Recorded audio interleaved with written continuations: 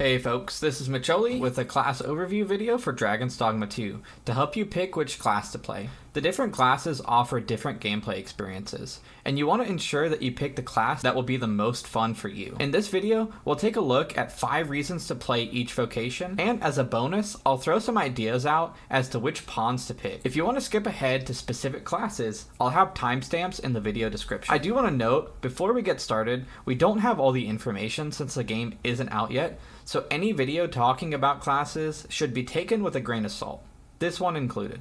Dragon's Dogma has 3 types of classes: Starter, Advanced, and Hybrid. When you start the game, you will have to pick one of the 4 starter classes. Don't let the name fool you, these classes have just as much depth and uniqueness as the other 2 categories. Advanced classes offer a focus in one aspect of the starter classes. Often this is more damage. Hybrid classes combine attributes from some of the other classes, noting that hybrid classes are locked to players, meaning pawns cannot take up these vocations. I do want to note real quick before getting started with the classes, and pawn choice is relative. For example, if you know you're fighting against an enemy that's really weak to fire damage, you could in theory just take 3 sorcerers with fire specialization.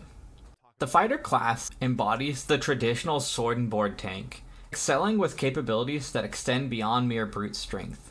Fighters are unique in their defensive abilities, equipped with a shield that allows them to block incoming attacks. The capability of mitigating damage is crucial, providing a strong front line to withstand the onslaught of enemies. Fighters can also use the shield to launch allies into the air, allowing them to jump onto larger foes. Their role as tank is bolstered by their ability to pull aggro, or the attention, off of their allies and onto themselves. Despite their heavy armor and defensive orientations, fighters are surprisingly fast. They boast charge attacks allowing them to close distances quickly, and being able to move around the battlefield with an unexpected speed. Their ability to rapidly position themselves where needed most, and to be able to shield allies, makes them a consistently reliable presence on the battlefield.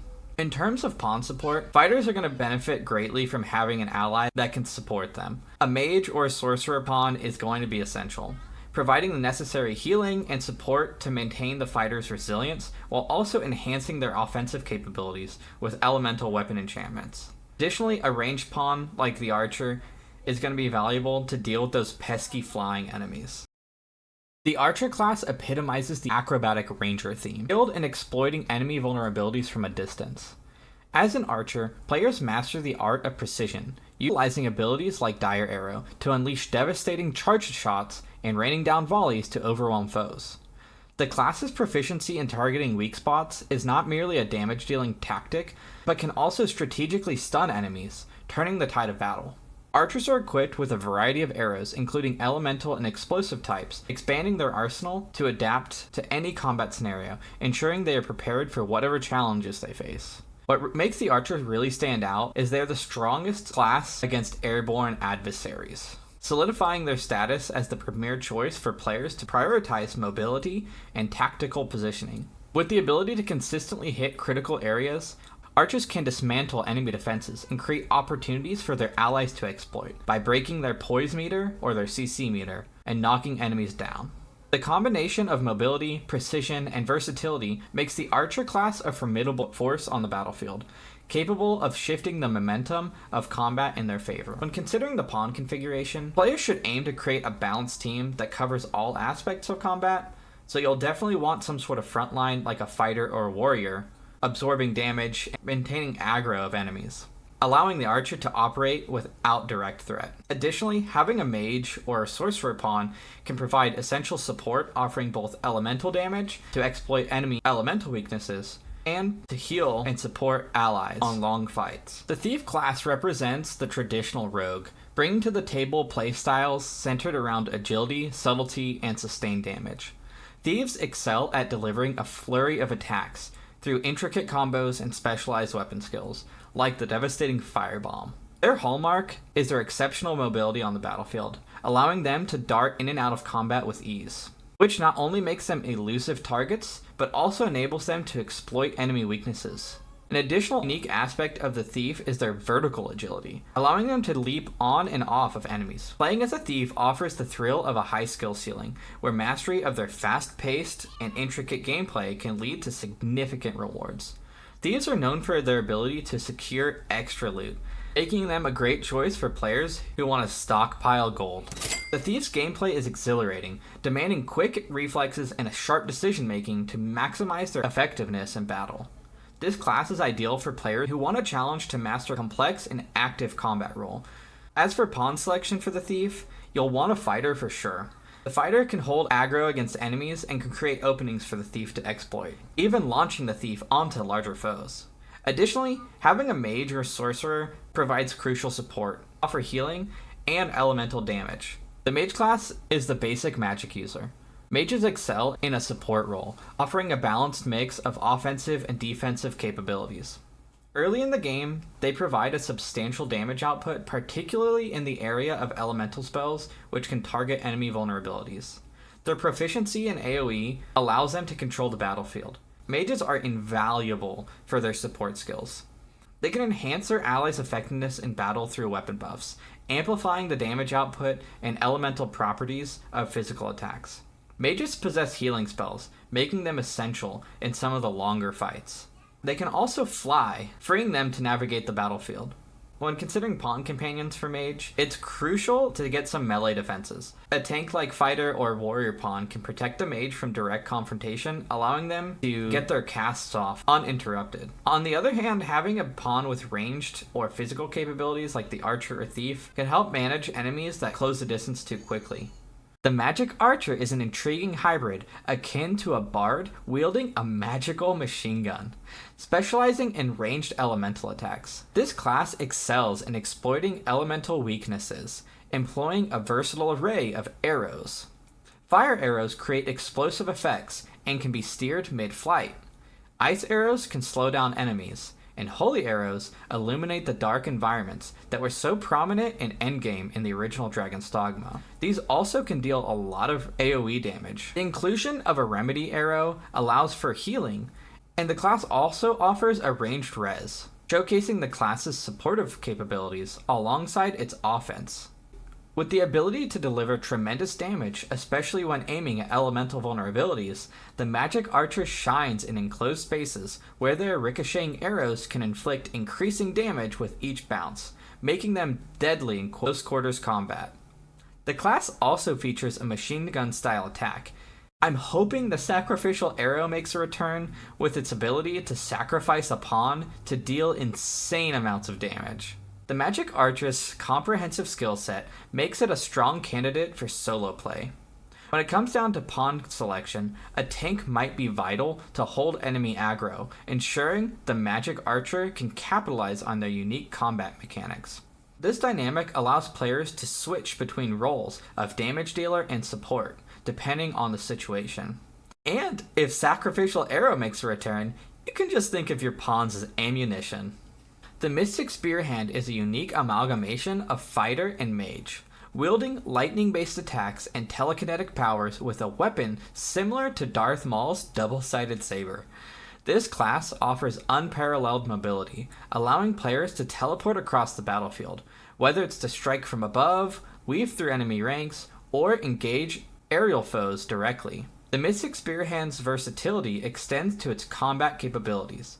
With a mix of ranged and melee attacks that deal both physical and magical damage, enhanced by abilities like a protective shield spell and a shadow double to increase battlefield presence and damage output. With its telekinetic powers, the Mystic Spearhand can manipulate the environment and enemies, adding a tactical edge to its gameplay. The class is designed for players who want a dynamic and flexible combat experience, enabling them to easily adapt to various situations. The combination of offensive power, defensive capabilities, and crowd control, coupled with their ability to stun enemies, makes the Mystic Spearhand a formidable choice for any adventurer. Pawn selection for the class could focus on supporting its hybrid nature. A support pawn like Mage would be ideal. While the class can effectively tank, especially with its shield spell, it's unclear if the class has a taunt. The warrior class is a bastion of strength and power, ideal for players who favor the heft and impact of massive two-handed weapons. The devs have stated that the warrior's attacks are capable of dealing the most damage in-game, provided these attacks hit their mark. The class is defined by its ability to execute colossal attacks with significant charge times, demanding precise timing to maximize their destructive potential. Abilities like Savage Lash, which grows stronger with the longer channeling, exemplify the raw power and strategic depth of the warrior, challenging players to balance risk versus reward in combat. To offset their slower attack speed, warriors can leverage a passive ability that increases the speed of their standard attacks with perfectly timed button presses.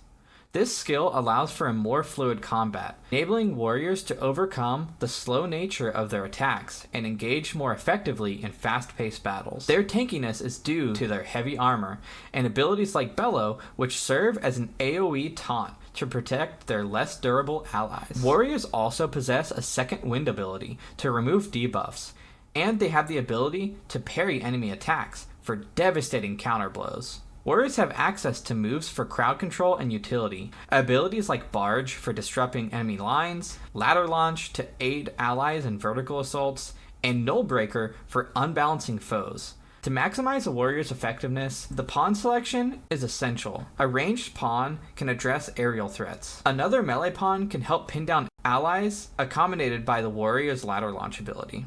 And a mage pawn can provide essential healing and support. This combination ensures the warrior can fully exploit their strengths in combat, maintaining the front line and leading the charge. The Sorcerer is the master of magical offense, wielding formidable magic attacks that can decisively influence the flow of battle. The vocation harnesses power through a large staff, channeling spells that require strategic positioning and timing due to their long cast times. Sorcerers must skillfully choose their moments to cast their spells, which include abilities with large AoEs and the ability to exploit elemental weaknesses. The key to maximizing their potential lies in effective positioning, ensuring they remain unharmed while casting their devastating spells. Joint casting is an intriguing aspect of the Sorcerer's skill set. It allows for collaborative spellcasting with pawns. The mechanics of this feature, whether it boosts damage output, reduces the cast time, or simply just looks cool, remains to be fully understood. Additionally, sorcerers possess the ability to fly, offering an escape mechanism or a strategic repositioning tool if your tank falters. As for the choice of pawns, a melee tank is essential for diverting attention from the sorcerer, allowing them to cast spells without interruption. Another mage or sorcerer pawn also be beneficial, either to bolster the group's magical offense or to experiment with joint casting. This combination ensures that sorcerers maintain a safe distance from direct combat while wielding their magic to its fullest extent, making them a pivotal figure in any party composition. The Trickster class is the embodiment of cunning and deception, specializing in creating illusions and controlling the battlefield without directly dealing damage. This class excels as a tactical tank, using its unique abilities to manipulate and disorient enemies, rather than engaging them head-on. The Trickster's arsenal includes decoys to distract foes, the ability to stun opponents, and even instill fear to knock down adversaries off their feet, creating openings for allies to exploit. In addition to its deceptive capabilities, the Trickster can deploy traps and conjure environmental elements like platforms and walls. These abilities can be used creatively to manipulate enemy positioning, including leading them off a cliff, which can be used as an effective strategy for farming levels without direct confrontation. The Trickster's role as a support class is further emphasized by its ability to manage and alter the flow of battle, making it a valuable asset to any party. Given the Trickster's capacity to draw attention away from allies and withstand enemy aggression, it pairs well with damage-dealing pawns. Since the Trickster itself doesn't require constant healing due to its indirect combat style, it allows for party composition that focuses on maximizing offensive output. This setup will allow the Trickster to control the battlefield, setting the stage for its companions to unleash their full offensive potential, making the class a strategic choice for players who enjoy manipulating the battlefield and orchestrating the demise of their enemies. The Wardarer class is a versatile and dynamic hybrid, capable of wielding an array of weapons from different vocations, effectively making it a hybrid of hybrids. This unique ability allows Wardarer to adapt to a wide range of combat situations, accessing potentially 3 different vocations' weaponry and skill sets. While specific Warfare abilities remain speculative, it's not going to excel in any one area as much as the specialized classes do, embodying the jack-of-all-trades, master-of-none philosophy. This trade-off means that the Warfarer isn't going to match the raw power of specialized classes. It compensates, though, with its remarkable versatility and the capacity for creative combat tactics. Warfarer can execute weapon-swapping combos, like using an ice ramp and then switching to a greatsword for a powerful melee strike, or seamlessly transitioning from close combat to ranged engagements, employing the Archer's mobility to disengage, and then swapping to the Magic Bow from the Magick Archer for elemental attacks. The potential skill ceiling for a Warfarer is exceptionally high, demanding players to not only master multiple weapons and their associated skills, but also understand and anticipate the demands of each combat encounter, selecting the appropriate tools and strategies to prevail. This complexity makes the Warfarer a compelling choice for players who thrive on tactical flexibility and the challenge of adapting to varied combat scenarios on the fly. Pawns for a Warfarer will depend largely on the player's choice of weapons. Theoretically, with the right combination of weapons, a Warfarer could solo many encounters, albeit more slowly than if they had a full party.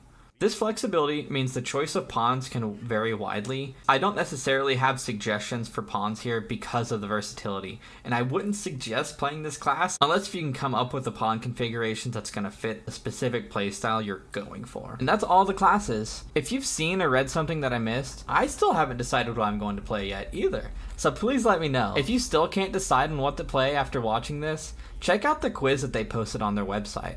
I put a link in the description below. Or maybe just flip a coin.